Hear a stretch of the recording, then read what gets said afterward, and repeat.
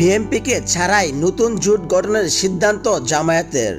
ছাত্র জনতার অভ্যুত্থানে শেখ হাসিনার সরকারের পতনের পর বদলে গেছে রাজনৈতিক পরিস্থিতি, সেই সঙ্গে বদলে যাচ্ছে দলগুলোর হিসাব নিকাশও। পরিবর্তিত হচ্ছে নতুন উদ্যমে কার্যক্রম পরিচালনা করছে বাংলাদেশ জামায়াতে ইসলাম। দীর্ঘ সময় বিএনপির সঙ্গে জোটবদ্ধ থাকা দলটি এখন প্রস্তুতি নিচ্ছে পৃথক জোট গঠনের।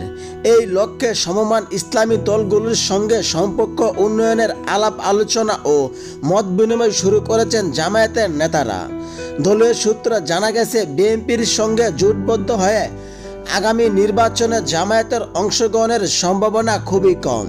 তাই পরিস্থিতি বিবেচনায় ইসলামিক দলগুলোর সঙ্গে আলাদা জোট করে নির্বাচন করা যায় কিনা সেই পরিকল্পনা করছে দলটি। এই জন্য তারা ইসলামী দলগুলোর সঙ্গে সম্পর্ক উন্নয়নের চেষ্টা করছে।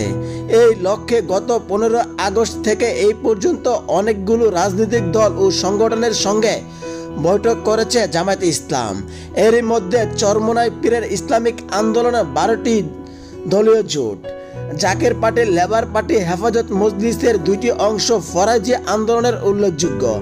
এছাড়া খেলাফত মজলিসের মহাসচিব মাওলানা মামুনুল হক, হেফাজত ইসলামের যোগ্য মহাসচিব আজিজুল হক, ইসলামাবাদী বাংলাদেশ নেজামের ইসলামের নায়েবে আমির আব্দুল মাসেদ আতাহারি, বাংলাদেশ হেফাজত আন্দোলনের আমির আবু জাফর কাশেমি, জামিয়া মাদানিয়ার মুহতামিম মনিরুজ্জামান কাশেমি, জনসেবা আন্দোলনের আমির ফখরুল ইসলাম সহ ব্যক্তি পর্যায়ের বিভিন্ন মাদ্রাসার শিক্ষক ও আলেমদের সঙ্গে পৃথক মত বিনিময় করেন জামায়াতে ইসলাম। জামায়াতের নীতি নির্ধারণ বলেছেন, মতের ভিন্নতা থাকলে ইসলামিক দলগুলোর সঙ্গে ঐক্য চাই জামায়াত। দলগুলো এই প্রয়োজনীয়তা উপলব্ধি করতে পেরেছেন। দলগুলোর সঙ্গে আলোচনা চলছে সম্পর্ক উন্নয়নে। সেখানে অন্য আলোচনার মধ্যে নির্বাচনের আলোচনা আসছে। নির্বাচন করলে সবার সহযোগিতা করা উচিত বলে মনে করেন সবাই। এই বিষয়ে সবাই গুরুত্বপূর্ণ দিচ্ছে।